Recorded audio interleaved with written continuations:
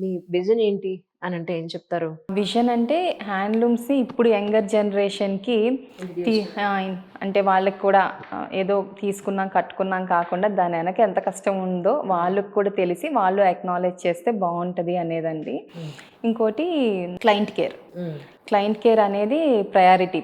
అంటే అర్థం అవ్వడానికి జనరల్ పబ్లిక్ అర్థం కావడానికి క్లయింట్ కేర్ అంటే మీరు క్లయింట్ కేర్ అంటే ఇప్పుడు వచ్చారు, నన్ను అడిగారు, వాళ్ళు ఏం కొంటున్నారు, వాళ్ళు స్వాతి దగ్గర చీర తీసుకుంటే వాళ్ళకి ఆ కనెక్షన్ ఉండాలి.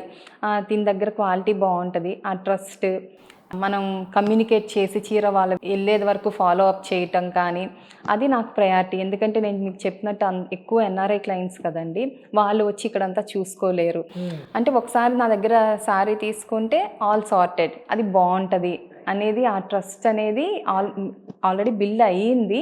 బట్ ఇదే మెయింటైన్ చేయాలి అని ఏంటో బిగ్ డ్రీమ్స్ అలా అంతా ఏం లేదండి. ఏదో ఇన్ని బ్రాంచ్లు ఓపెన్ చేసేయాలి, ఇంత టర్న్ ఓవర్ అలా ఏం లేదు. ఇప్పుడు ఎలా అయితే ప్యాషన్గా చేసుకుంటున్నానో it will go in the same వే.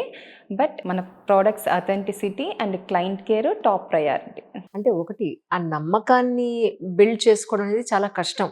అవునండి, బిజినెస్ లో ఈ దగ్గర శారీ కొంటే కలర్ పోతుందనో, లేకపోతే శారీ సింక్ అయిపోతుందనో, ఇలాంటి కంప్లైంట్స్ కాకుండా కొంటే ఈవిడ దగ్గర అసలు మళ్ళీ మనం వెనక్కి తిరిగి చూసుకోక్కర్లేదనే నమ్మకాన్ని మీరు ఎలా బిల్డ్ చేసుకోగలిగారు అంటే ఏం చెప్తారు? ప్యూర్ అంటే మనం ఫస్ట్ నుంచి కూడా చాలా హానెస్ట్గా ఉన్నది ఉన్నట్టు చెప్పేస్తాను అనమాట. ఫస్ట్ కాపీ తీసుకొచ్చి first pure, only pure silk and hand woven సిల్క్సే తీసుకొస్తాం అనమాట.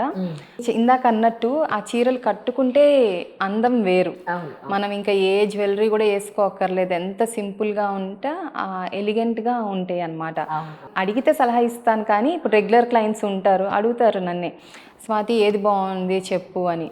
నాకు ఉన్న ఇంకో ప్లస్ పాయింట్ ఏంటంటే వాళ్ళ పర్సనాలిటీని చూసి I can guide them perfectly. వీళ్ళకి ఇదైతే బాగుంటుంది, వీళ్ళకి ఇదైతే బాగుంటుంది, అది యాడెడ్ అడ్వాంటేజ్ అనమాట నాకు. ఇంకా దీంట్లో పర్సనల్గా కనెక్ట్ అయిన వాళ్ళు చాలామంది ఉన్నారండి నాకు క్లయింట్స్లో. ఒకసారి ఎప్పుడన్నా చిరాకు వస్తే క్విట్ చేసేద్దాం అనిపిస్తుంది, కానీ ఎప్పుడన్నా ఒక క్లయింట్ బేస్ ఉంటుంది మనకి, వాళ్ళు ఒక్కోసారి ఇచ్చిన ఫీడ్బ్యాక్ గుర్తొచ్చి no I don't want to quit, ఇంతవరకు తీసుకొచ్చాం మనం చెయ్యాలి అనేది వస్తుంది. రీసెంట్గా తర్వాత మనకి ఎంతమంది క్లయింట్స్ వచ్చినా మనం ఇనిషియల్ స్టేజ్లో స్టార్ట్ చేసినప్పుడు కొంతమంది వస్తారు చూడండి, వాళ్ళని మాత్రం ఎప్పుడూ మర్చిపోలేం. ఇప్పటికీ కూడా నాకు పేరున ప్రతి క్లయింట్ గుర్తే. ఒక క్లయింట్ చెప్పారు, యుఎస్లో ఉంటారు ఆవిడ కూడాను, అసలు చాలా పర్సనల్గా అనిపించింది. పెట్టిన చాలా కొత్తల్లో అనమాట, ఈ మంత్స్ కూడా అయ్యి ఉంటుందేమో అప్పుడు, అంతే. ఆవిడ రీచ్ అయ్యి, మీ చీరలు చూస్తుంటానండి ఇన్స్టాలో, చాలా బాగుంటాయి, నాకు మా మదరే తీసుకునేవాళ్ళు శారీస్, ఆవిడ పోయి 2 years అయిపోయింది, అప్పటి నుంచి నేను తర్వాత మళ్ళీ చీరలు కొనుక్కోలేదు.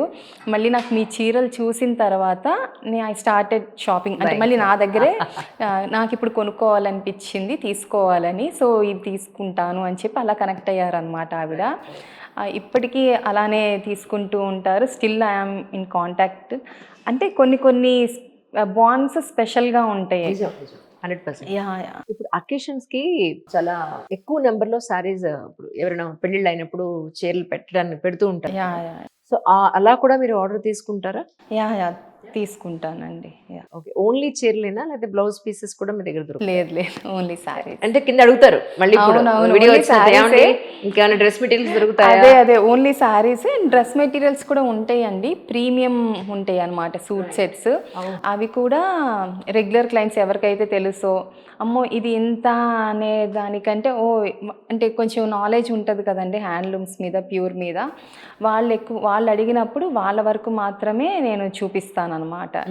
అన్నీ కూడా ఆన్లైన్లో ఇన్స్టాలో చూపించాను, వాళ్ళకి వాల్యూ తెలుస్తుంది, వాళ్ళు రీచ్ అవుతారు ఇలాంటివి ఉన్నాయి అని, వాళ్ళు they appreciate and admire it. Suppose మీరు ఒక 50 చీరలు 100 చీరలు తెప్పించారు, అందులో ఏ 5, 2, 3 మిగిలిపోతాయి, అయితే డ్రెస్లో చీరలో ఏ ఒకటి, అవి ఏం చేస్తారు? మళ్ళీ వాళ్ళకి రిటర్న్ చేస్తారా? లేకపోతే రిటర్న్ అనే క్వశ్చనే ఉండదండి, అస్సలు క్వశ్చనే ఉండదు, వాళ్ళు నష్టపోతారు కదా. ఓకే, నేను కట్టుకుంటా, మా అమ్మ కట్టుకుంటుంది, ఎవరైనా ఇంటికి వచ్చిన వాళ్ళకి పెడతాను, మనకి ఎన్ని చీరలున్నా సరిపోవు. చీర ఇస్ ఎమోషన్, అంతే ఎన్నున్నా సరిపోవు. నిజం కరెక్ట్. That's really nice. అయితే ఇవ్వలేము. సో ఆప్షనే లేదైతే. లేదండి. ఎవరైతే విమెన్ ఇంట్లో ఉండి ఇలా శారీ బిజినెస్ చేయాలనుకుంటారో వాళ్ళకి మీరు ఇచ్చే the best advice and dos and don'ts అంటే ఏం చెప్తారు? డూస్ అండ్ డోంట్స్ అంటే ఫస్ట్ హానెస్టీ అండి. That plays major role. అంటే నా ఎక్స్పీరియన్స్తో చెప్తున్నాను.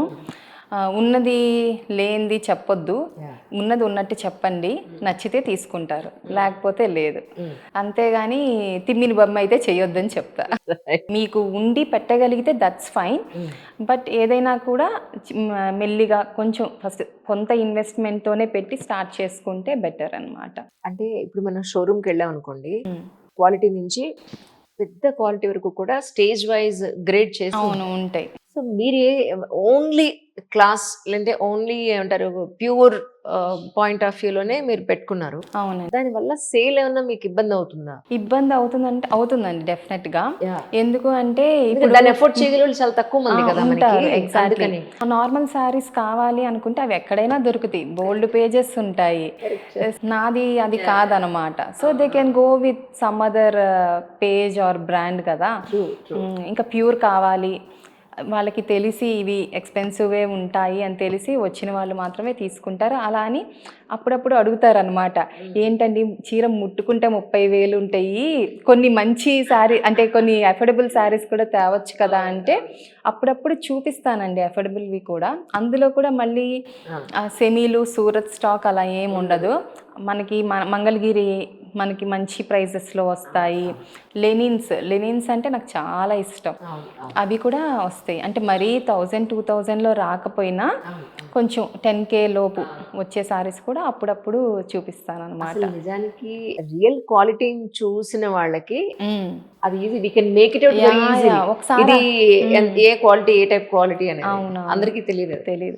ఒకసారి అలవాటు అయితే కూడా మనం మళ్ళీ కట్టలేము అనమాట, వేరే కట్టలేము. అదే కదా బాధ. అవునండి.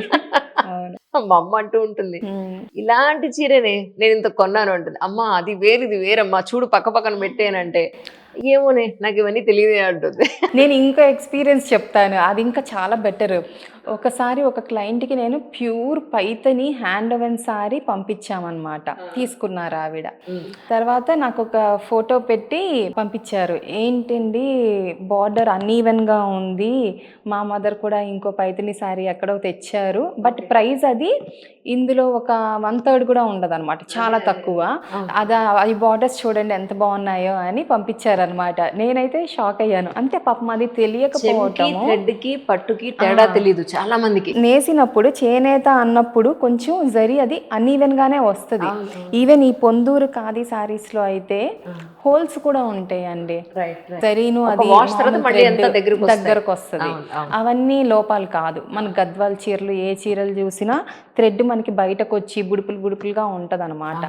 అది ఇంకా అథెంటిక్ హ్యాండ్లూమ్. నాకు ఒకటి గుర్తుంది, యాక్చువల్లీ నేను ఒక క్రియేటివ్ హెడ్ గా ఒక పెద్ద బ్రాండ్ కి కొంతకాలం చేశాను. అది పేరు గుర్తురాట్లేదు. ఒక పెద్ద చెక్కకి స్క్వేర్ లా ఉంటుంది.